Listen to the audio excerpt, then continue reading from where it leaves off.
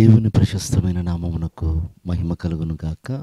వీక్షిస్తున్న మీ అందరికీ మన ప్రభువైన యేసుక్రీస్తు నామములో శుభాభివందనాలు తెలియజేస్తున్నాను.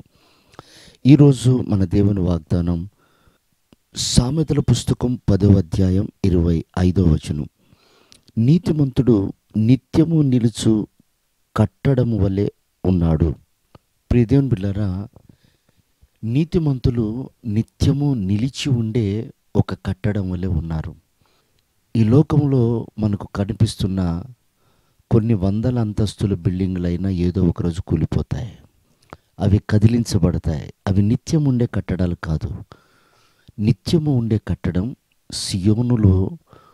సియోను కట్టబడింది, అది నిత్యం ఉండే కట్టడం. యెరూషలేము కట్టబడింది, అది నిత్యం ఉండే కట్టడం.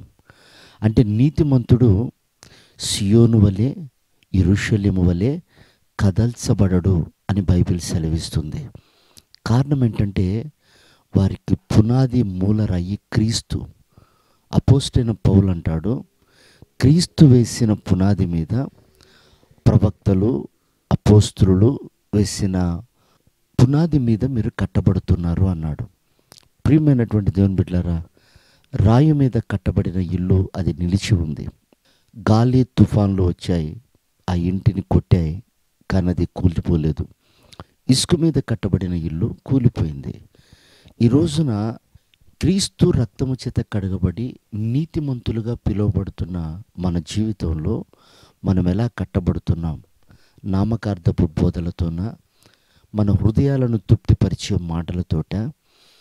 అపోస్తలుడైనటువంటి పేతురు అంటాడు, అనేకులు వాక్యానికి అవిధేయులై కూలిపోతున్నారు. ఈరోజు వాక్యము ద్వారా కట్టబడితే మనం స్థిరపరచబడతాం. అయితే నువ్వు ఏ వాక్యం చేత కట్టబడుతున్నావు? బైబిల్ సెలవిస్తుంది, అపోస్తులు సహవాసమందును, అపోస్తుల ప్రార్థన యందును, అపోస్తుల రొట్టె విరుచుట యందును ఎడతెగక ఉన్నప్పుడు మన కట్టడము కూలిపోదు.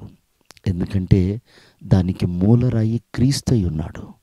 కనుక ప్రియమైనటువంటి దేవుని బిడ్డలారా, ఈరోజు ఏ కట్టడమైనా కూలిపోతుంది, కానీ సియోనులో వేయబడిన మూలరాయి అది స్థిరపరచబడింది. యెరూషలేము స్థిరపరచబడింది. కనుక ఉన్నతమైన రాజ్యానికి సిద్ధపడుతున్న సంగమా, నీవు కట్టబడుట ఎలా కట్టబడుతున్నావో జాగ్రత్తగా చూసుకో. ఈ కడవరి దినాల్లో అనేక కట్టడలు కూలిపోతున్నాయి. బైబిల్ సెలవిస్తున్న మాట, ఏర్పరచబడిన వారు సైతం కూలిపోతారు అనుంది బైబిల్లో. కనుక నీ కట్టడ జాగ్రత్త. కూలిపోకుండా, తొలగిపోకుండా స్థిరంగా ఉండేలాగున నీ ఆత్మీయతని కట్టుకో. అలా కట్టుకొని స్థిరపరచబడి ఆయన రాకడికి సిద్ధపడదాం. ప్రభువు కృప మనందరికీ దయచేయను గాక. ఆమేన్.